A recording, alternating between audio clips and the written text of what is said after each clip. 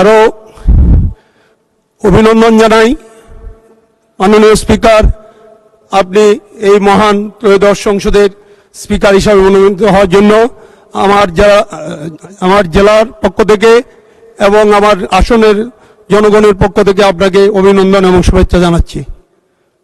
সর্বপ্রথম আজকে এই মহান সংসদে গভীর শ্রদ্ধাভরে স্মরণ করছি মহান স্বাধীনতার ঘোষক শহীদ রাষ্ট্রপতি জিয়াউর রহমানকে, যিনি ৭১-এ স্বাধীনতা ঘোষণা করে ৯ মাস রণাঙ্গনে যুদ্ধ করে বাংলাদেশকে স্বাধীন করেছিলেন। আবার ৭৫-এর পট পরিবর্তনের পর দেশ যখন গভীর সংকটে পতিত হয়েছিল, তখন আবার হাল ধরে দেশে বহুদলীয় গণতন্ত্র প্রতিষ্ঠা করেছিলেন এবং দেশকে তলাবিহীন ঝুড়ি থেকে একটি সমৃদ্ধির দেশে এবং স্বাবলম্বী করে তুলেছিলেন। আমি ওনার আত্মার মাগফিরাত কামনা করছি। আমি আরো কৃতজ্ঞতা ভরে এবং শ্রদ্ধা ভরে স্মরণ করছি আমাদের দেশনেত্রী, আপসী নেত্রী, যিনি স্বৈরাচার বিরোধী আন্দোলন করে দেশে গণতন্ত্রে উত্তরণ করেছিলেন, সংসদীয় গণতন্ত্র প্রতিষ্ঠা করেছিলেন। আমি ওনার বিদায়ী আত্মার মাগফিরাত কামনা করি।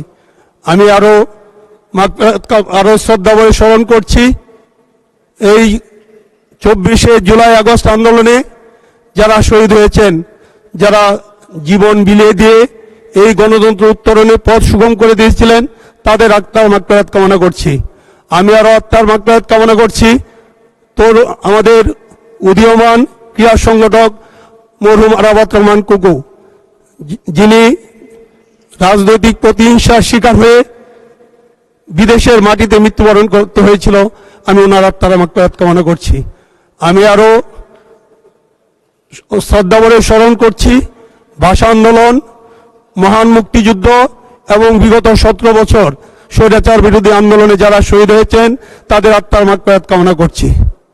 মাননীয় স্পিকার, আজকে প্রথমেই আমি মহামান্য রাষ্ট্রপতিকে ধন্যবাদ জানাতে চাই যে উনি ওনার বক্তব্যে মহান স্বাধীনতা ঘোষণা এবং পরবর্তীতে বহুদলীয় গণতন্ত্রের প্রতিষ্ঠার জন্য শহীদ রাষ্ট্রপতি জিয়াউর রহমান এবং সংসদীয় গণতন্ত্র প্রতিষ্ঠা করার জন্য আমাদের দেশনেত্রী বেগম খালেদা জিয়ার নাম উল্লেখ করেছেন। সেই জন্য আমি ওনাকে ধন্যবাদ জানাই। আরো ধন্যবাদ জানাই উনি জুলাই আন্দোলনে যারা শহীদ হয়েছেন এবং কিভাবে আন্দোলন হয়েছে সেটা উনি স্বীকার করেছেন।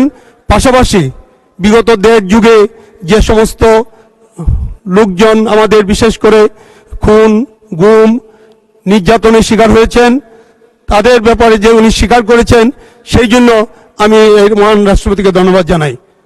আরো ধন্যবাদ জানাই বিশেষ করে আমাদের দলের ৩১ দফার আলোকে যে সমস্ত কর্মসূচি ঘোষণা করা হয়েছিল, সেই ফ্যামিলি কার্ড, কৃষক কার্ড, খাল খনন কর্মসূচি, কৃষকদের ঋণ মওকুফ এবং বৃক্ষরোপণ সহ যে কর্মসূচি, সেগুলি ওনার বক্তব্যে প্রতিফলিত হয়েছে।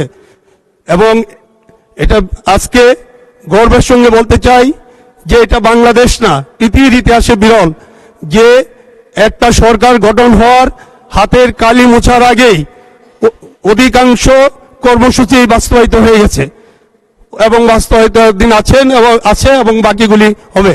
সেটা আমাদের জন্য একটা গর্বের বিষয়। যাই হোক, আজকে মাননীয় স্পিকার, আমি সংসদে প্রথম কথা বলার সুযোগ যেহেতু পেয়েছি, আমি এলাকার কিছু সমস্যার কথা বলতে চাই। আমি আমার এলাকা নেত্রকোনা জেলা অবহেলিত এলাকা, আপনার মাধ্যমে আমাদের মাননীয় প্রধানমন্ত্রীর দৃষ্টি আকর্ষণ করতে চাই। নেত্রকোনা জেলা একটা অবহেলিত জেলার মধ্যে সবচেয়ে বেশি অবহেলিত জেলা। এখানে হাওর বাওর, খাল, নদী নালা এবং পাহাড়ি এবং সমতল ভূমির একটা মিলন মেলা, কিন্তু দুর্ভাগ্যবশত গত ১৭ বছরে এখানে উন্নয়নের ছোঁয়া লাগে নাই। বিশেষ করে যদি বলতে হয় যে আমার নির্বাচনী এলাকায় জেলা সদরে একটা মেডিকেল কলেজ হাসপাতাল আছে। সেই মেডিকেল কলেজ হাসপাতাল 2018 এবং 19 সনে চালু হয়েছিল। ইতিমধ্যে 2টি ব্যাচ এখান থেকে বের হয়ে গেছে, কিন্তু এখনো কোনো স্থায়ী অবকাঠামো হয় নাই। আরো অত্যন্ত দুঃখের বিষয় যে 100 শয্যা বিশিষ্ট জেলা সদর হাসপাতালকে 250 শয্যার মেডিকেল কলেজ হাসপাতালের অনুমতি দিলেও আজ পর্যন্ত এখানে আমাদের রুগীরা এই 100 বেডের হাসপাতালের খাবার, ওষুধ, অন্যান্য আসবাবপত্র যা আছে পায়, যে কারণে অধিকাংশ রুগী, অর্ধেকের চেয়ে বেশি রুগী, তারা সরকারি খাবার এবং বিনামূল্যে ওষুধ পায় না। আরেকটা বিষয় যদি বলতে হয় যে অ্যাম্বুলেন্স, আমার সদর হাসপাতালে 2টা অ্যাম্বুলেন্স ছিল, জেলা সদর হাসপাতাল যেটা এখন মেডিকেল কলেজ হিসাবে আছে, সেই 2টা হাসপাতালেই 2টা অ্যাম্বুলেন্সেই এই হাসপাতালে অনেক দিন ধরে অচল হয়ে আছে। পরবর্তীতে সিভিল সার্জনের মাধ্যমে একটা উপজেলা হেলথ কমপ্লেক্স থেকে একটা অ্যাম্বুলেন্স হাওলাত করে এনে তারা কোনো রকমে চালাচ্ছেন। এই যদি অবস্থা হয় যে কোনো সময় এই অ্যাম্বুলেন্সটি যদি নষ্ট হয়ে যায়, তাহলে আমাদের রুগীদের সার্ভিস দেওয়া খুব কষ্ট হয়ে যাবে। মাননীয় স্পিকার, আরো বিশেষ করে যদি বলতে হয় আমাদের যোগাযোগ ব্যবস্থা, আমাদের নেত্রকোনাতে অধিকাংশ রাস্তায় কাঁচা, যেহেতু অনেকটা ভাটি অঞ্চল আমাদের সাথে সংশ্লিষ্ট, সেই জন্য বর্ষাকালে সেই অঞ্চল দিয়ে চলাফেরা করা আমাদের জন্য কঠিন হয়ে যায়। আর বিশেষ করে আমাদের যে সমস্ত রাস্তাগুলি আছে সেইগুলিও মেরামত করা হয় না, দীর্ঘদিন ধরে এগুলি চলাচলযোগ্য। মাননীয় স্পিকার, আমাকে 2 মিনিট সময় একটু বাড়িয়ে দিবেন। মাননীয় স্পিকার, আর বিশেষ করে আমাদের 1 মিনিট বলেন না। নদী, বিশেষ করে কংস নদী সহ আরো বেশ কয়েকটি নদী আমার নির্বাচন এলাকাকে ভাগ করে রেখেছে। সেই নদীর উপর বেশ কয়েকটি গুরুত্বপূর্ণ ব্রিজ, দেউটকুন ব্রিজ, মুক্তির বাজার ব্রিজ সহ আরো কয়েকটি ব্রিজ দরকার। এবং আরেকটা বিষয় যে জানেন, নেত্রকোনা জেলা সাংস্কৃতিকভাবে একটা এবং গুণীজনদের সেখানে জন্মস্থান, কিন্তু দীর্ঘদিন ধরে নেত্রকোনা শহরে একটা অডিটোরিয়াম নাই যেখানে আমরা কোনো অনুষ্ঠানাদি করব।